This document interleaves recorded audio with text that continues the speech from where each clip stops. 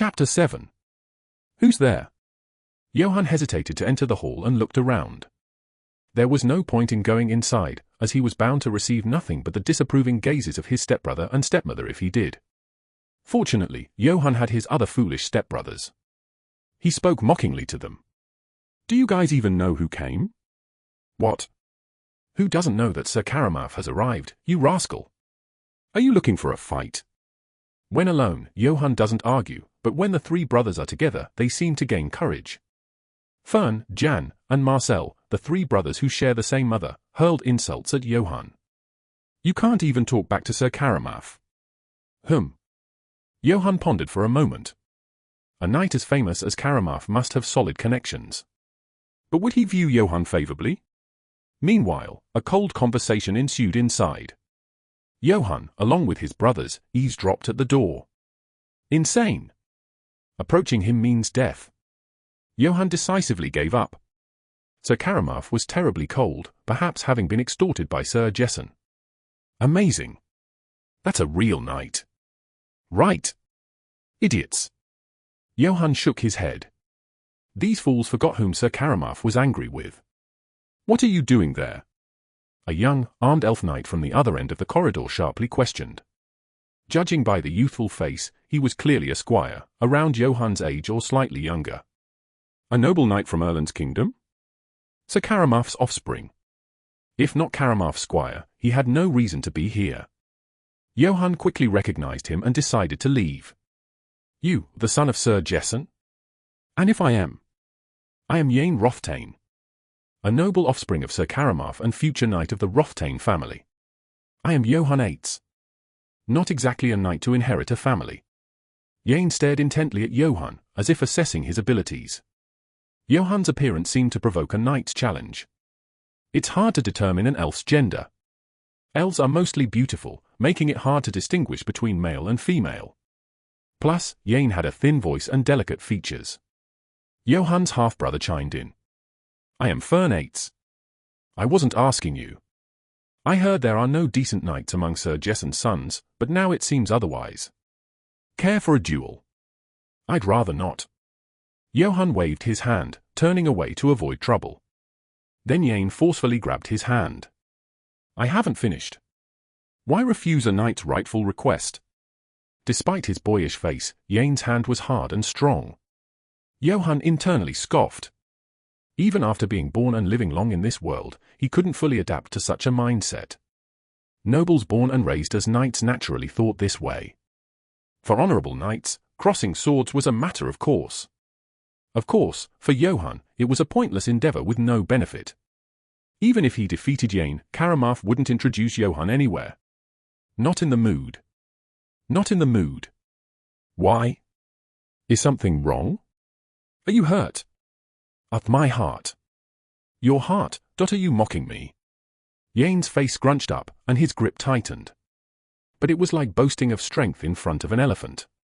Johann's expression remained unchanged. Realizing this, Yane exerted all his strength.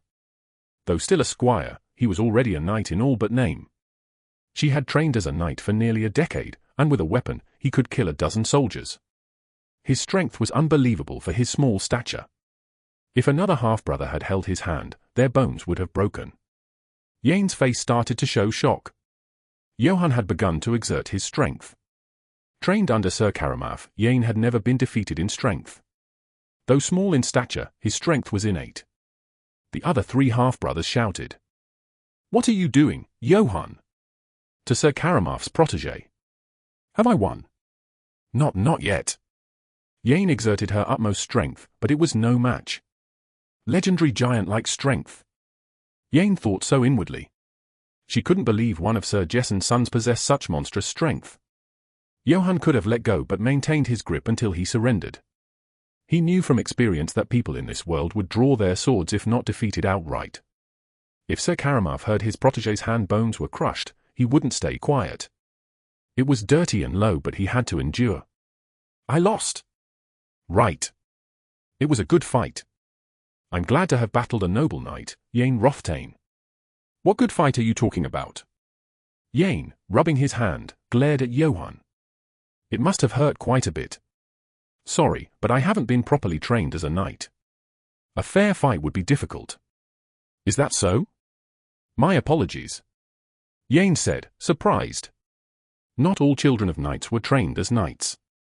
Some were just of knightly lineage. But you have the potential. It's not too late to learn. I'll try. If you do learn, let's fight again. Johan's half-brother, overhearing, interjected. I'm Fern Eights, Yane Rothtain. Fight me.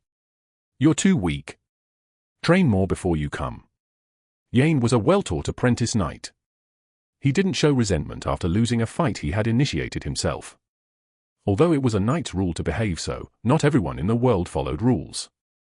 By adhering to this rule, Yane earned a good reputation from Johann. If Yane had held a grudge and spoken ill of Sir Karamaf, Johann would have been very tired. Thus, there was no problem for Johann, but issues arose for the Eights family. The men who came with Sir Karamaf began to stay in the family's fief. They did not blatantly cause trouble, but neither did they consider the Eights family's circumstances. The servants of the house were on edge while serving these men. The situation was worsened by the conflict between the eldest son John, who insisted on sending Karamaf away, and Mrs. Eights, who wanted to leverage Karamaf's presence. This isn't beer, it's ditch water. I'm sorry. Don't you have wine? Sorry. I was foolish to expect more from such a place. Enough. Even what's available here smells foul. Johann wandered outside. Yane, seemingly fascinated by Johann's talent, kept pestering him to teach swordsmanship. Johann could have shown his skill and then left Yane alone, but he chose not to. Initially, Johann thought this would make Yane more bothersome, but then realized it wasn't the case. Johann was on guard against Sir Karamaf and his men. Oh. I never believed in superstitions. The words left by Kegel bothered Johann. Displaying his swordsmanship to Yane and overpowering him would surely reach Karamaf's ears. Strangely, Johann was hesitant to reveal his skills. Joseph. Are you unwell? Johann noticed the hunter Joseph walking with a pale face. It's nothing. Joseph hesitated to speak, fearing he might escalate the issue. Others in the town thought Joseph was close to Johann, but Joseph didn't see it that way. Just as a wolf and a deer don't become friends, a noble and a serf can't be close. Joseph knew that even a friendly noble could turn on him at any moment. Among the nobles, Johann was known to be polite and kind, but Joseph never let his guard down. He maintained his distance, a wisdom acquired from his long life as a hunter. Is it a story you can't share with me? No, it's not that. It's just that I feel guilty telling Johann. I'm disappointed. A knight who can't even listen to the troubles of his fief's people. Damn it. Joseph inwardly grumbled at Johann's indirect torment. Unlike his brothers, Johann was deep and cunning. What could he do against such a noble? He just had to endure. There are knights who have come to the feudatory, you know. Strictly speaking, only a few of them were knights, the rest were cavalrymen following their orders, but for Joseph, there wasn't much difference. If someone on a horse, wearing armor and wielding a sword says, you have to prostrate and say, rather than saying, right? Those people heard the rumors about the Black Wolf and kept trying to enter the forest. So, I was assigned to guide them. Since entering deeper into the forest required permission, it was clear that the matter had already been settled between Philip and Mrs. Eights. Neither of them were likely to refuse. For Joseph, however, it was an unexpected predicament, in many ways. First, the problem was entering a forest with a cunning monster like the Black Wolf. The knights might be confident in their strength, but he didn't have the confidence to confront the Black Wolf directly. And would the knights protect him? He'd be lucky if he wasn't used as bait. And if they were lucky enough not to encounter the Black Wolf, that was also a problem. Where would the knights direct their frustration? The serfs, like those of the feudal lord, were also property of the feudatory, so the sons of the Eights family didn't cross the line even when they caused trouble. But these knights were different. They had nothing to do with Joseph, and wouldn't bat an eye if he died. Is that so? I'll help. What? I said I would help. Are you hard of hearing? No, it's not that. Joseph looked bewildered at Johann's words. Chapter 8. As a knight, it is my duty to protect the people of the feudal lord. Ah. Yes. Joseph was beyond flustered and utterly astounded. Of course, he had heard the noble knights utter such words, but he had never seen anyone take them seriously. They were just empty words used to adorn themselves, a facade to make knights seem nobler than commoners. It's a joke. I never thought that way. It's not even my fief to begin with. I'm just repaying what I learned from you. It's only right to return the favor. Joseph had to conceal his overwhelming emotion that surged in that moment. Although he had always viewed knights and nobles with skepticism, he couldn't help but acknowledge the truth now. The young knight before him was a true knight indeed. Thank you. Don't mention it for something like this. Although he spoke confidently, Johann remained silent. In fact, he didn't even have armor. It would have been truly embarrassing had he been without weapons as well, but fortunately, he still had his long sword. May I borrow a horse and gear? The manor was modest, but it was still a feudatory. The Eights family didn't manage the feudatory alone. Sir Jessen's slaves and wealthy serfs, selected to serve, assisted in its management. If it were a larger manor, there might have been a professional administrator to manage the feudatory or soldiers to handle such gear, but that was too much to expect. All these duties were undertaken by the servants. As a result, the servant in charge of the weapons at the feudal lord's residence couldn't be too assertive with Johann. No matter how ambiguously noble Johann might be, nobility is still nobility. There's a difference in status. Reporting to Philip, the eldest son, or Mrs. Eights. That would be madness. Johann might be humiliated for now. But if Johann attacked him at night and broke his neck, he would forever remain a corpse, while Johann would merely receive a brief reprimand and confinement. And looking at Johann's physique, it seemed unnecessary to attack him at night. The servants at the feudal lord's residence, better fed than the serfs, were well built, but paled in comparison to Johann. I promise, I won't damage or misuse anything. I've arranged to go hunting with the knights visiting the feudatory. I can't go unarmed. Well, that's true, but...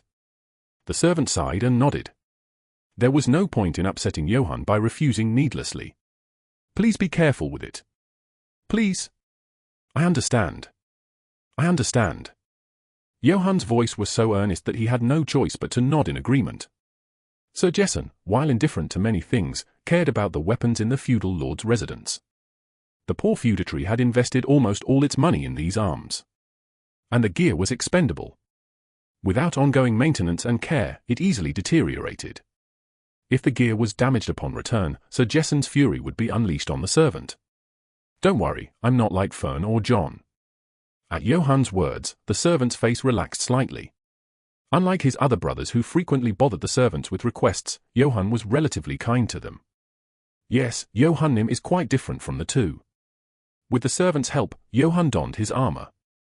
First, he put on a thick shirt made of hemp, covered it with a hood, and then draped chainmail over it. The helmet was open-faced, not covering the entire face. There wasn't much difference between a well-made hemp shirt and a gambeson, a type of padded armor. The gambeson was just thicker and more cushioned. Before coming here, he hadn't realized that for a knight, the most important thing wasn't swordsmanship or chivalry, but armor. The quality of one's armor not only indicated status but also protected one's life. When he was young, he wanted to own a full-body plate armor, but Johann soon realized the reality.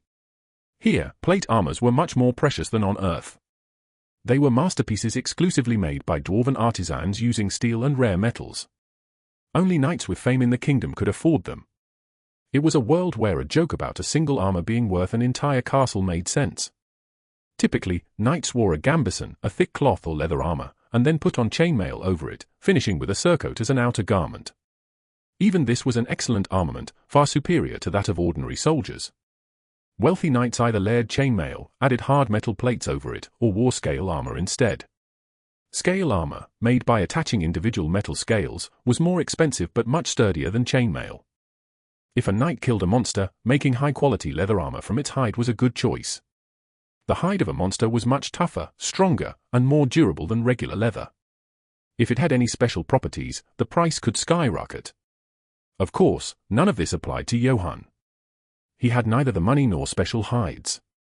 He was more than satisfied with the armory available at the feudal lord's residence. It suits you well. The servant's words were sincere. Johann, already striking in appearance, looked every bit the part of a knight when armored. But why is there no crest on the surcoat? The surcoat, a garment knights wore over their armor, not only protected against sun and heat but also served a fashionable purpose. Knights would display their family crests on it to show off their lineage. But Johan's surcoat bore no family crest, just a dull color. The servant spoke with an embarrassed face. The dyer asked for such a high price, so we've put it off for now. Really? Johan suppressed a laugh. It was indeed fitting for the Eights family. The servant cringed, fearing reprimand. Thank you. I'll be able to go well now. Although not accustomed to being fully armed, Johan quickly adapted. His movement remained unchanged even though the armor felt a bit heavy. Are you all right? I'm fine. It's not even that uncomfortable. Johan made a clanking sound as he slightly tugged at the chin part of his armor. The other cavalryman's armor was similar to Johan's, though theirs appeared better maintained and newer. I didn't know Sir Eights had such a brave son among his children. One of the cavalrymen said with a sly smile. Although respectful in language, the comment was a mockery of the Eights family. Of course, Johan was not at all bothered. Whether they mocked the Eights family or urinated on the coat of arms, Johan remained unaffected. Johan decided to act like a young knight from a lesser-known noble family. Ha ha. Our family is quite small, so it's not well known. I'm glad to be out here with you all. My father never gave me a chance. My dream is to earn distinction on the battlefield. Did you have such a dream? Isn't it natural, being born into a knightly family? That's why I admire you all, serving under a great knight like Sir Karamaf and achieving military exploits. The cavalrymen's faces lit up with satisfied smiles upon hearing Johan's words. Few disliked receiving compliments, especially from a noble son. Commoners or serfs grovelled before them, but their status was no different from commoners. They were not born into knightly families nor had they undergone a knight initiation ceremony, being merely mercenaries. Serving under an influential figure like Sir Karamaf, they would have been indistinguishable from mercenaries or bandits otherwise. So, Johan's praise was genuinely pleasing to them. Ha ha! You're right. There are no men as great as us. Sir Karamaf trusts us a lot. Really? I might have heard about you from the wandering minstrels who visited our feudatory. Where are you from? Have you heard of the Wolves of Arc-10? We're from there. Sir Karamaf personally hired us. The feudal lords here didn't keep many soldiers. Battles involved only a few hundred or thousand men. Johan was used to tales of tens or hundreds of thousands fighting, but the reality was quite different. Maintaining a large number of soldiers, a financial drain, was madness. No one could afford it. Nevertheless, skirmishes among the feudal lords, poor or small, were constant. Johan's continent was dominated by feudal lords, each ruling their feudatory like kings, fighting over trivial matters. And for these battles, mercenaries were always needed. They were the ones who fought in place of others. It has always been cheaper to hire soldiers as needed rather than maintaining a standing army. As a result, both large and small mercenary groups roamed the continent, hovering around battlefields and seeking silver coins. The more the continent was fractured and filled with conflict, the more the mercenaries profited. Wolves of Arc-10 were a fairly large mercenary group from the Erland's kingdom. Even Johan had heard of them. Seeing their armor and horses, I thought they wouldn't be easy to deal with, and indeed. The skill of a mercenary could be judged by the gear they wore. Those with expensive and high-quality gear were usually experienced and skilled. Especially if they were also mounted. He didn't come alone but brought armed mercenaries with him. Although he said he came to meet Sir Jesson, his intentions didn't seem benevolent. It was unclear how a country knight like Sir Jesson could have incurred the wrath of Karamaf, but a grudge was a plausible reason. It seemed excessive to bring mercenaries for such a matter. Sir Karamaf could have handled it alone. Even if Sir Jesson had a few men in his fief, they would flee at the sight of Sir Karamaf drawing his sword. Wolves of Arc-10. Was it necessary to bring them to such a tranquil place? Ha ha. Even for Sir Karamaf, it's not feasible to travel alone, is it? Johan clearly saw one of the mercenaries momentarily fluster with confusion. What about the servants? Servants accompanying a noble were a force in themselves.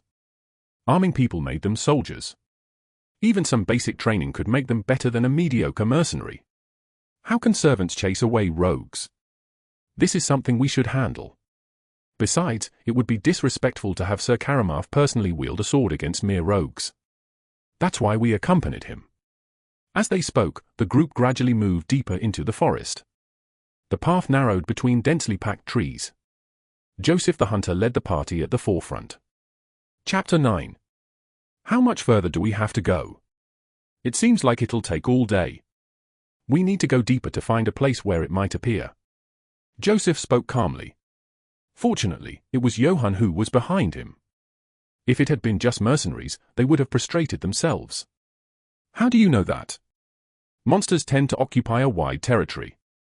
Since there was no damage to the village where it appeared, it's clear that it has settled deep inside the forest, probably taking over the territory of the wolves inside.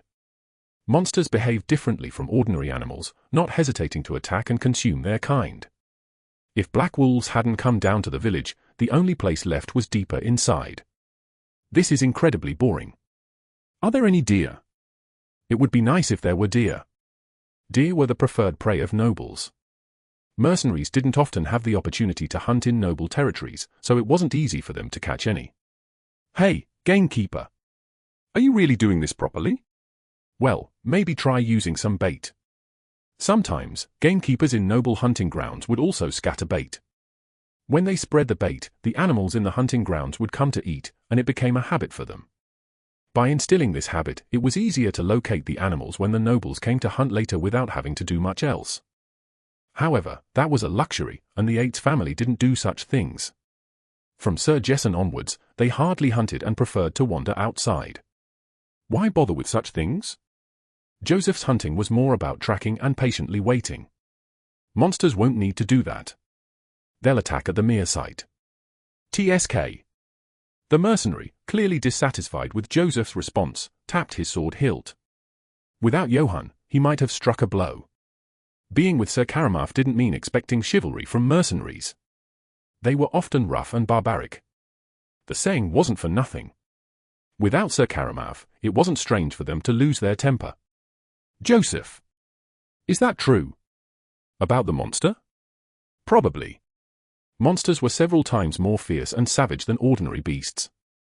Even predators like wolves would flee or keep their distance from armed knights, but monsters wouldn't. Wolves? Is it the one? At the distant howling, the complaining mercenaries snapped to attention. The horses shivered and neighed. Stay still, you fool! One of the mercenaries scolded his horse and pulled out a cavalry crossbow from the saddle. It was small and less powerful, designed for shooting from horseback, but sufficient for hunting wolves. Gamekeeper. Is it the one? No. It doesn't seem like it. Why not? The howling isn't from just one. What? It's just the cry of a beast. Are your ears rotten? Can we really trust this guy? What does a hick from a backwater hunting ground know, anyway? The mercenaries immediately burst into curses. Joseph cursed them inwardly. It seemed that the mercenaries had never tried hunting. It was clear that these guys had never roamed the forests or mountains chasing after wild animals, unlike killing people on the battlefield. Their lack of experience was evident in everything they did. With such guys, there was no way this could turn into a proper hunt, even with all the rumors about monsters and the allure of leather. And then, the gods answered Joseph's prayer. From all directions, the sound of wolves howling began to fill the air. What's going on, Joseph? You're not usually like this. Johann asked Joseph in a panic. The wolves of this forest were cunning predators, not blood-crazed beasts. They knew armed people were dangerous. Instead of retreating or avoiding human territory, they began to howl aggressively and approach. Monster! It must be the monster. It has taken control of the wolf pack. Sometimes monsters would not fight but dominate animals. Joseph had heard such stories from an old hunter before. Wolves, being pack animals, were likely susceptible to the monster's control. Ah, finally showing up! One of the mercenaries exclaimed excitedly, eager to fight after a boring wait. Joseph, alarmed, shouted. Don't shoot. What? Don't talk nonsense, hunter. You're not the only one who knows how to hunt. I've chased wolves while working as a mercenary. The mercenary said irritably. Though he hadn't hunted in forests and mountains like a hunter, he had experience in fending off wolves that attacked merchants on the road. This isn't a normal situation. Without waiting for a response, the mercenary fired his crossbow. The bolt, sounding like a brief whistle, embedded itself in a tree with a "Can't even hit a pup? Where's your skill?" Shut up. They're just messing with us. Johann Nim, please make them listen. Joseph pleaded with Johann, but Johann shook his head. Why not? Would they listen to me? Let's just worry about our own lives. Whether they live or die. How dangerous is this situation? If the monster is controlling the wolves, there's only one target. It's going to attack us. Wolves appeared and disappeared among the dense trees. The rustling of bushes sounded chilling. Joseph muttered in a despairing voice. We're being surrounded. This won't do. Joseph, get on the horse. Yes? We might have to break through in an emergency. Joseph felt a moment of relief at Johann's calm demeanor, then was startled by his own reaction. The wolves, having completed their encirclement, began to reveal themselves more and approached. They moved so visibly that even the mercenaries could clearly see them. The mercenaries fired bolts at them with curses. Why are these bastards hiding? Come out! Why are they prancing around like that? The mercenaries were frustrated. Usually, wolves attacking on the road lacked patience. They would immediately pounce on carts or carriages, and the mercenaries would just pick them off one by one. But these wolves were cunning and smart. They moved around, causing the mercenaries to waste their arrows. Moreover, crossbows were hard to reload. It was slow on the ground and even more so on horseback. The tools for aiding in reloading were expensive, and few mercenaries carried them. Thud! As the last bolt sound ended, the wolves began to howl fiercely. It was a signal for the start of the fight. There, the bastard! A mercenary, mocking a wolf charging straight at him, twisted his body. He raised his axe-wielding hand, ready to skillfully strike the oncoming wolf. Watch out on the side! The wolf that rushed in had its windpipe cut, but it wasn't the only one attacking. Another wolf sprang from the left bushes, targeting the mercenary's exposed leg. The mercenary's life was saved by a comrade who quickly thrust his sword into the wolf's neck. Ah! However, even in its dying throes, the wolf savagely bit the mercenary's leg. The chainmail was either worn or unlucky, as the wolf's teeth tore through the leg, splattering blood and tearing flesh. These damn wolves are crazy! Gather! Form up! The experienced mercenaries didn't lose their momentum easily, but there wasn't much they could do. This was an unfamiliar fight for them. The wolves moved differently than humans. Elastic and irregular in movement. While dealing with one in front, suddenly others would attack from behind or above. Moreover, the wolves didn't care how many of their pack fell. They aimed to bring down a mercenary or target the horse's legs to bite. Even if armed, being thrown off a horse meant a high chance of being fatally bitten by the wolves. More than a dozen wolves had fallen, but mercenaries also started to drop one by one. Damn it! A mercenary, acting as a squad leader, fiercely yelled and struck a wolf's head with his round shield. Then he shouted, "Shit! Let's get out of here. We can't even break even. Hey, help me up!" A fallen mercenary desperately shouted. But his comrades kicked their horses and fled without looking back. The horses neighed and began to run. Let's escape too. Johann, who had been standing by idly, also spurred his horse. The wolves seemed to only target the mercenaries, allowing Johann and Joseph to retreat comfortably. The howling of wolves echoed behind the retreating mercenaries. Unlike before, they shivered with a chilling fear. They never expected such humiliation from merely facing a pack of wolves. They're catching up. Damn this forest path. The road is terrible. The path was narrow and littered with obstacles, making it slow to traverse even on horseback. Unlike earlier when the mercenaries were in formation, now they were riding in a single file. A situation highly vulnerable to attacks. The mercenaries knew this but had no choice. Stopping here would be foolish. And then? It didn't matter to him if someone else got caught. Slow, isn't it? Johann Nim. Don't talk with such a pitiful voice. It's creepy to hear a grown man talk like that. Joseph felt relieved at Johann's joke. Johann was currently at the very back of the group. Their speed was reduced due to two people riding together. They were extremely anxious about an ambush, but the wolves hadn't attacked yet. The continuous howling indicated they were still being followed. Johann Nim. The mercenary lagging farthest behind was almost upon Johann. The horse was bleeding and running hard. The mercenary's face was a mix of anxiety and fear, aware of being left behind. Leave that man behind. What? Leave him. I'll explain later, damn it. The mercenary grabbed Joseph's collar in a sudden attack, causing Joseph to choke. Despite this, the mercenary, with panic in his eyes, tried to push Joseph away.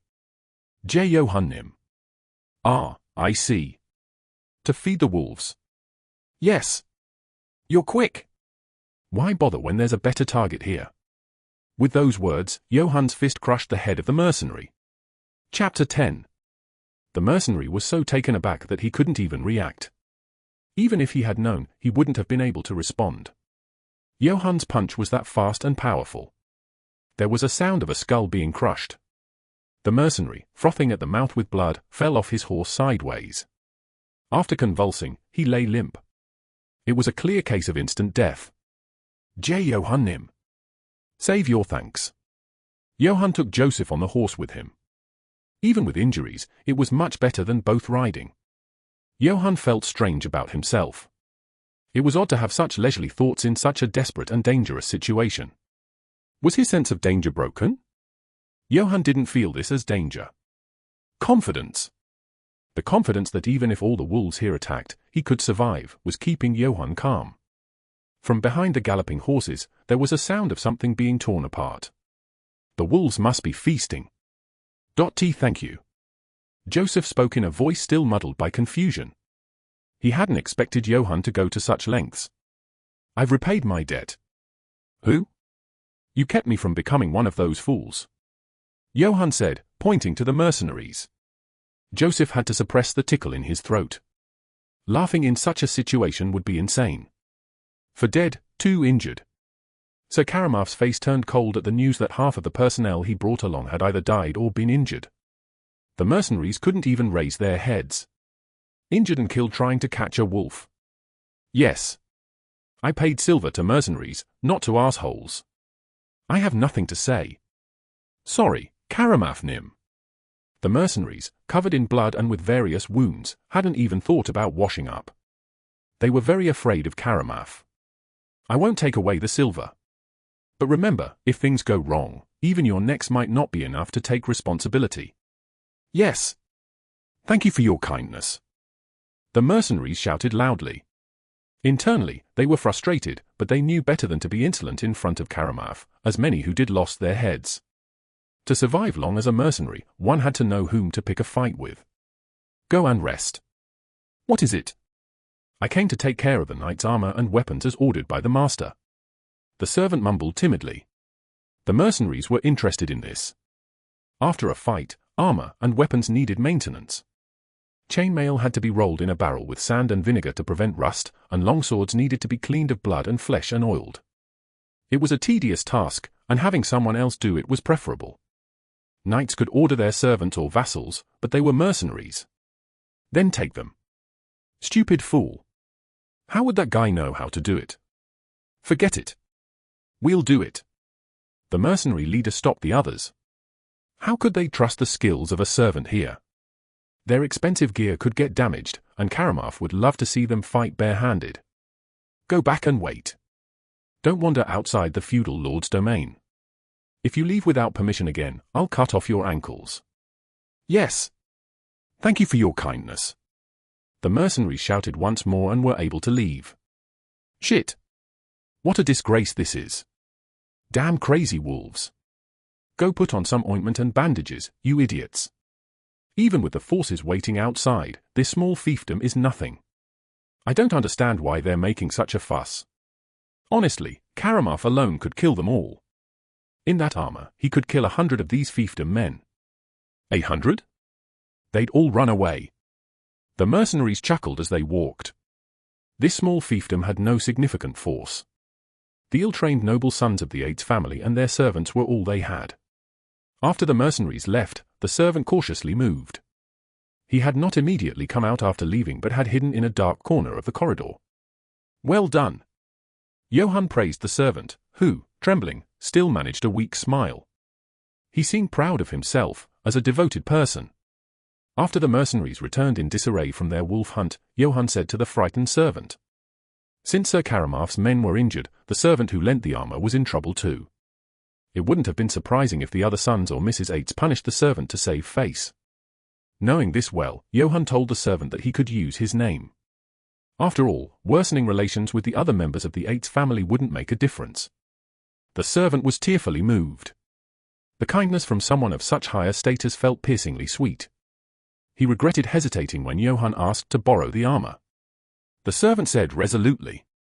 Johann instructed the servant to pretend to run an errand and eavesdrop on the mercenaries' conversation. Both Karamaf and the mercenaries had one thing in common: they disregarded and ignored servants and slaves. Johann's prediction was correct. The servant overheard everything, and the information was more serious than expected. Johann's face hardened. There are two things he just learned. There are support troops waiting nearby. And the guys who came with Sir Karamaf are ready to wield their swords at any moment. Dealing with mercenaries using serfs might not be much, but it's better than doing nothing.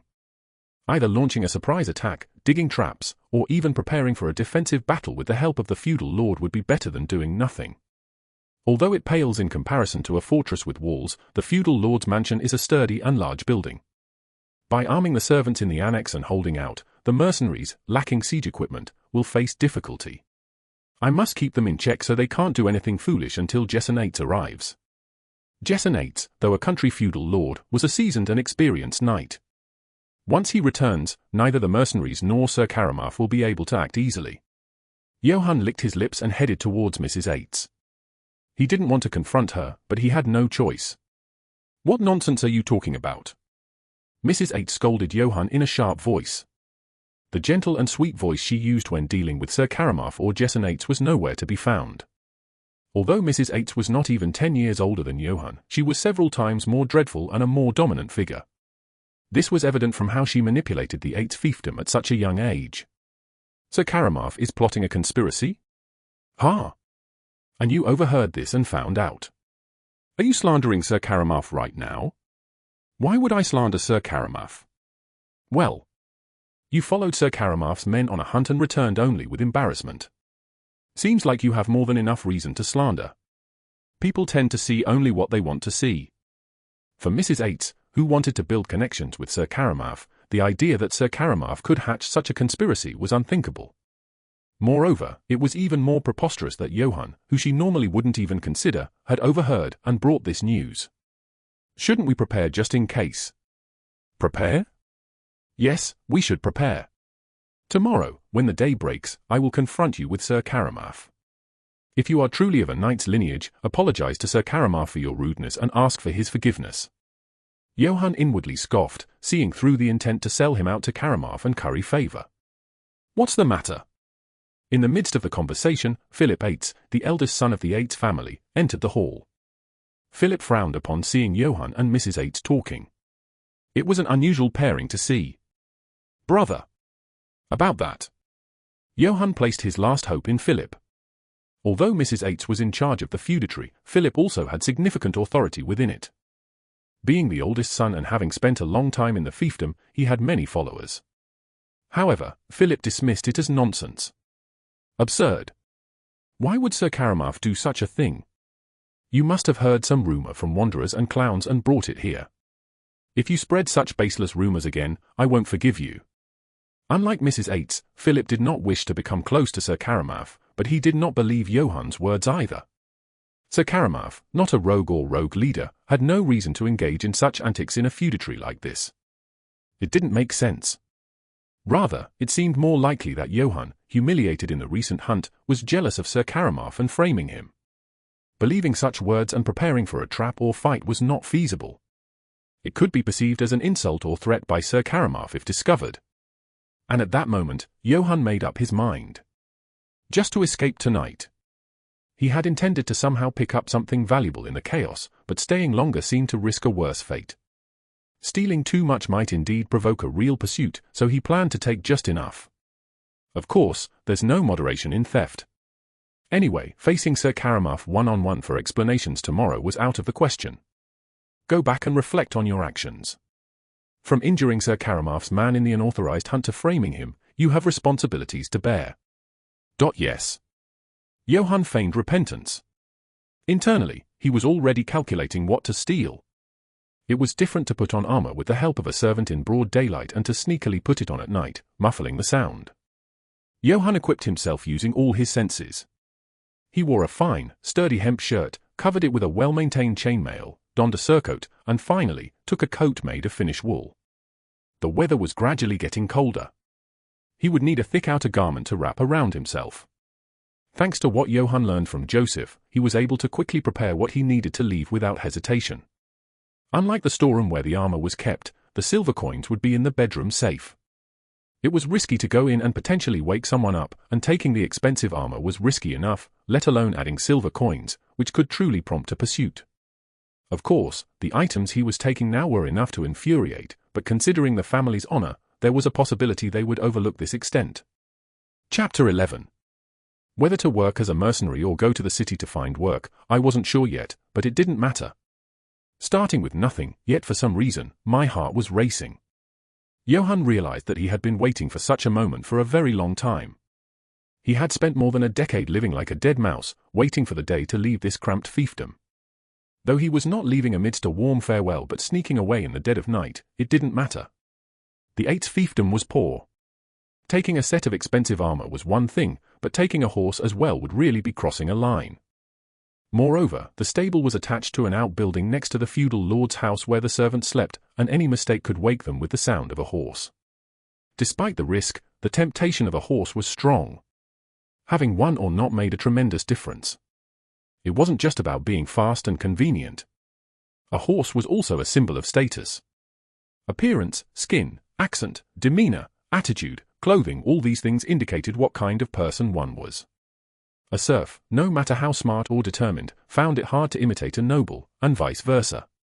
If Johann rode a horse, half of his troubles would diminish. People would think he was a knight. After much thought, Johann made his decision. Even if it was excessive, he couldn't give it up. As Johann decided and was about to leave the storage room, he hesitated. He heard something. Could someone in the feudal lord's house have woken up? That would be very troublesome. The faint sound came from outside, not inside the feudal lord's house. Hearing the hoarse voice bursting into rough laughter, Johann realized who it was.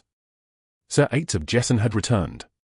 Johann cursed inwardly and pushed himself into a corner. Now that it had come to this, he had no choice but to wait, unseen. Wake up the servants and have them bring something to eat. I'm hungry. Jessen had grown fat enough to cover his muscles but was still a menacing knight. His heavy build, hidden by armor, exuded strength. The slave following and serving Jessen bowed his head and ran to the annex. True to his life spent on battlefields, Jessen had a foul temper. Not running immediately meant a slap on the face, and in a stroke of bad luck, one might get hit with a spiked club. You've worked hard. Sir Jessen. It seems Count Gizzard will soon send someone with good news. A few subordinates quickly flattered Jessen, who smiled pleasantly. Even though he knew it was flattery, it didn't upset him. Count Gizzard knows people well. In these times of frequent battles, it's not easy to find a knight like me. You are absolutely right. Jessen preferred selling his force to influential nobles over managing his small and insignificant fiefdom. Participating in territorial wars was far more profitable than farming wheat or raising pigs. This trip wasn't bad. Count Gizzard was soon planning a war with a nearby noble, and his interest in Jessen's force was evident. Whether it was the Holy Empire or the Western Erland's kingdom, feudal lords clashing swords for a bit more land was common. In fact, it was rare not to. This was why knights like Jessen or mercenaries thrived. Have you returned? Oh. My wife. Jessen laughed heartily, embracing and lifting Mrs. Ates. Despite his strong sweat and dust smell, Mrs. Ates didn't blink an eye. Having a wife who comes to greet me like this makes me a happy man. In truth, Jessen's group had woken her with their noise, but that was unimportant. Mrs. Ates replied in a soft voice. Of course. But there's a guest waiting. A guest? Who? Don't be surprised. It's Sir Karamaf. Sir Karamaf? Why is he here? Jessen asked in a lukewarm voice. He had no dealings with Karamaf. I'll explain the reason shortly. The sound of Jessen's group seemed to wake Karamaf too, as Karamaf emerged from the main entrance on the first floor. Although he must have been sleeping until just now, Karamaf was fully armed. Wrapped in a plate armor made by dwarfs, only his cold face, with the face guard up, was visible. Jessen instinctively reached for the weapon at his waist. Having shattered the skulls of numerous enemies, Jessen could feel it. Karamaf was certainly not here for a visit. What brings you to my fiefdom? Jessen Eights. I arrest you for conspiring with heretics to poison His Holiness, the Emperor, and incite a rebellion. What nonsense! Jessen exclaimed as if screaming. It was a charge he had never heard before. However, Karamaf's facial expression did not change. When did I ever plot such a thing? Save your excuses for God, not me. I demand a trial. I am a noble of the Holy Empire and the head of the Eights family. You can't decide based on your trivial words. I accept your request. You shall go to His Majesty's court and face trial. Upon hearing Karamaf's words, Jessen's face was momentarily filled with despair. Karamaf was like an extension of the Emperor. He would not have taken such action without certainty. If this was a trap, going to court for trial might not offer an escape. Jessen thought hard, recalling the powerful nobles he knew. Now was the time to seek their help, even if it meant offering the pillars of his fiefdom. However, reality exceeded Jessen's expectations. The moment he saw Karamaf's cold eyes, Jessen realized. Karamaf would not take him to court. Ha! Jessen drew his weapon from his waist, intending to strike at Karamaf. But Karamaf's attack was several times faster. Jessen, a knight, was not skilled in swift swordplay but in the martial arts of a strength-focused family. In battlefields teeming with weaker foes, he could dominate like an invincible warrior, but Karamaf was several times stronger than Jessen. Jessen's throat was cut before he could even draw his weapon. The torchlight flickered on the sword as it sprayed blood in an unreal spectacle, leaving Jessen's men behind him unable to grasp the situation. Kia! The scream of Mrs. Eights brought them back to reality. Her scream tore through the quiet night silence, echoing everywhere. Karamaf, his face covered with a visor, commanded. Send the signal. As he spoke, Karamaf's waiting mercenary ran from behind the door and began blowing the horn. The sound, following the scream, eerily heralded doom. This bastard dares. One of Jessen's men, in a fit of rage, charged. He stabbed at Karamaf with a spear from horseback. Karamaf deftly avoided it and slashed at the man's leg. The sword, a famed blade enhanced by Karamaf's skill, tore through the armor. The man fell from his horse with a thud. Despite the pain in his leg, he quickly rolled to regain his stance, showing the prowess of an experienced warrior. But it did not save his life. As Karamaf approached, the man lunged with his spear. Karamaf didn't even dodge. The spearhead was futilely stopped by his armor. The man's face sank into despair upon encountering the legendary armor. Damn dwarven craft! The dwarf's plate armor was impervious to ordinary attacks. One could only hope to knock the opponent down and prod at joints or gaps with something sharp. But how could one attempt such against Karamaf? Die! A thrust aimed at the face. Karamaf closed the distance in one fluid motion, deflecting the spear with one hand and slashing the man's throat with his long sword in the other. The fatally struck man clutched his neck and fell. Surrender! We surrender! Please spare us! Realizing they couldn't match Karamaf, the remaining men bravely surrendered. But Karamaf, unflinching, continued his assault. Sleep!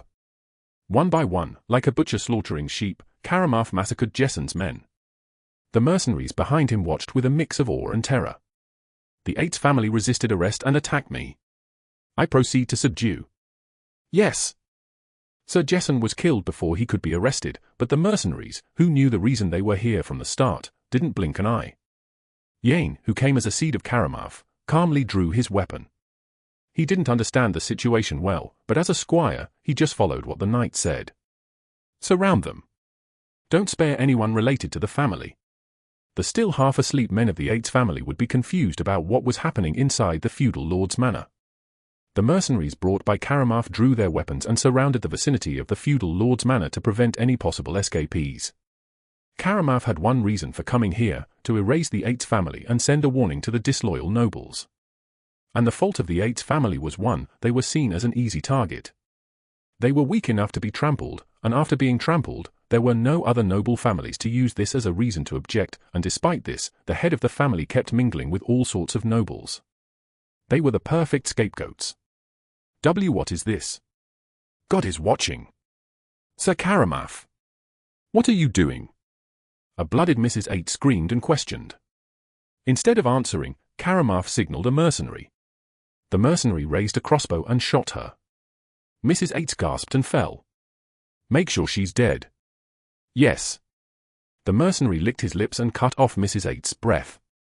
Normally, he might have had other desires due to her semi-attractive face, but now that he was already in disfavor with Karamaf, doing such a thing would have really cost him his head. The servants are running out. I'll handle it. Make sure to properly watch the men of the 8's family. I won't forgive you if you let even one escape.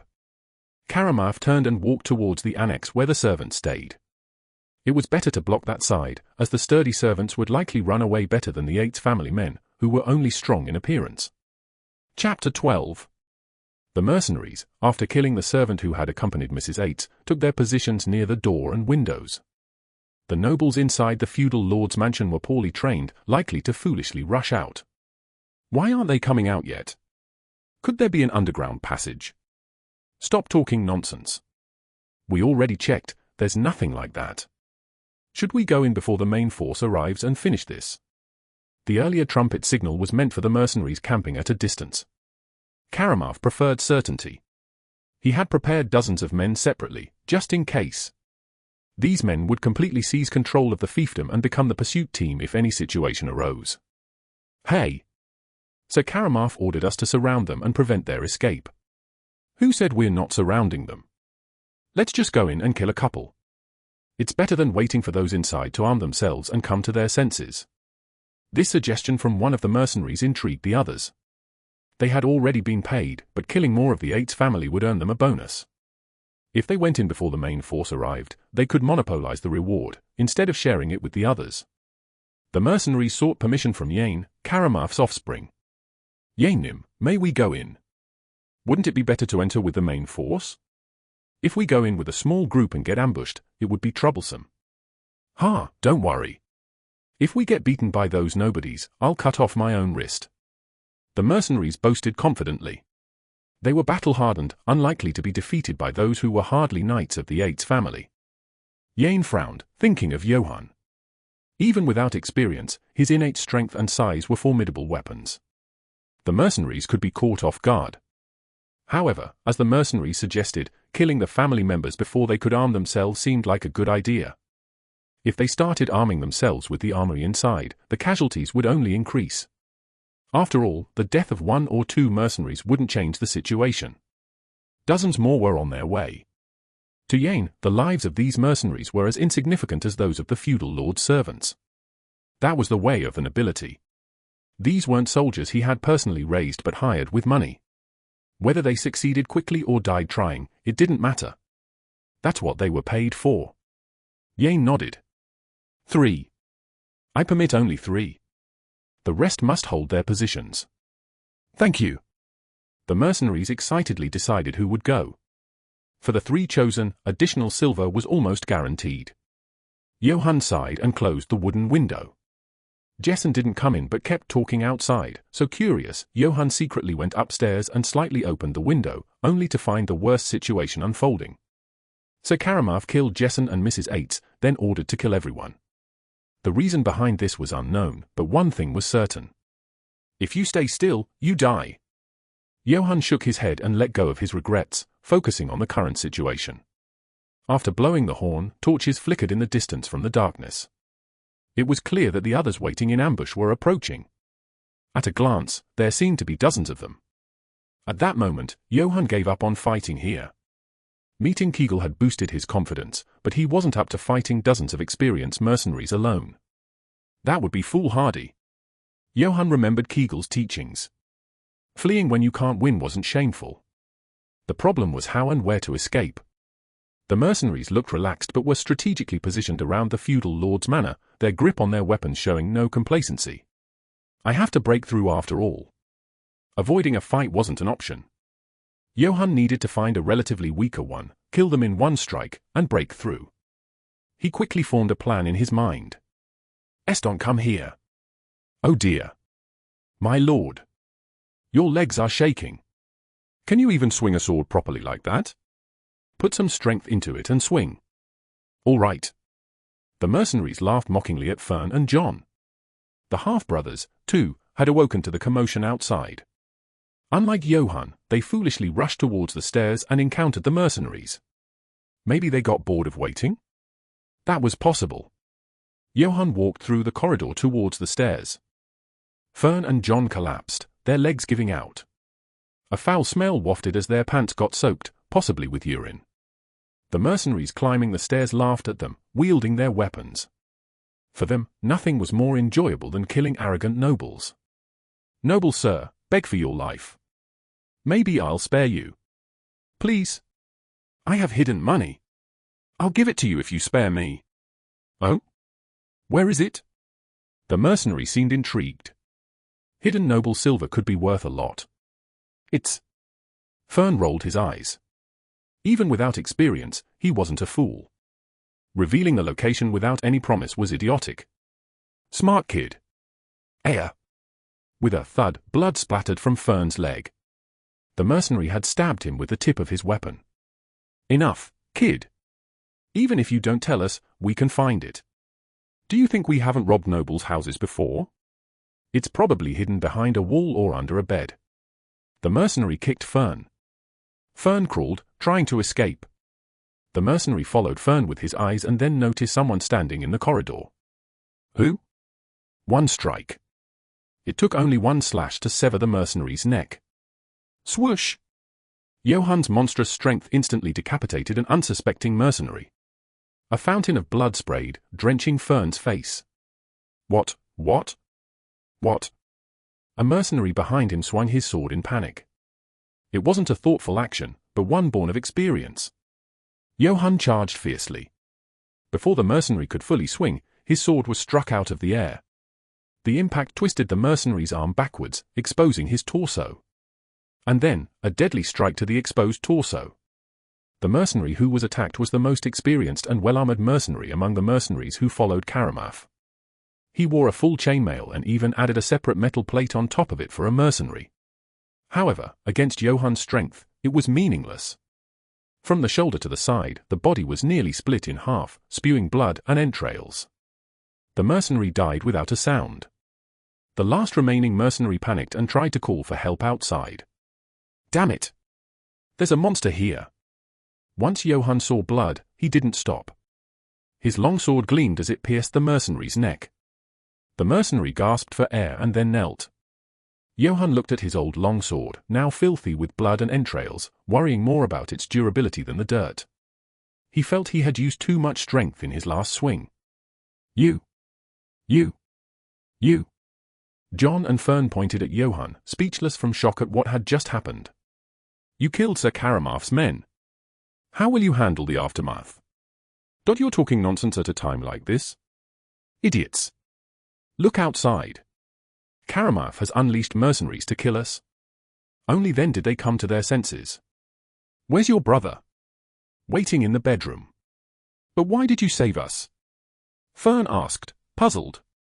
They never thought Johann would save them. They always mocked Johann, and he beat them when the time came. So you wish to be left to die? No. It's not that. I don't like you, but I don't hate you enough to leave you to die. That's all. Thank you. Fern and John nodded in gratitude. Seeing Johann fully armed, they said, We'll bring weapons too. Let's fight together until father arrives. Sir Jesson is dead. Karamaf killed him. By now, every armed man near the Lord's Manor is probably dead, and no serfs will come to our aid. Stop talking nonsense and think about escaping. Johann's words froze them. They were overwhelmed by the flood of information. Father is. Johann slapped Fern. Fern, stunned, asked. What? Snap out of it.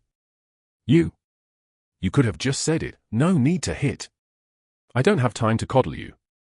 I'm planning to break out now. Wait. Me too. No, it can't be. John. As Fern tried to stop him, John looked at him as if asking why. It's too much for us. Oh, because you got stabbed in the leg? Don't worry. I'll carry you and run. You fool.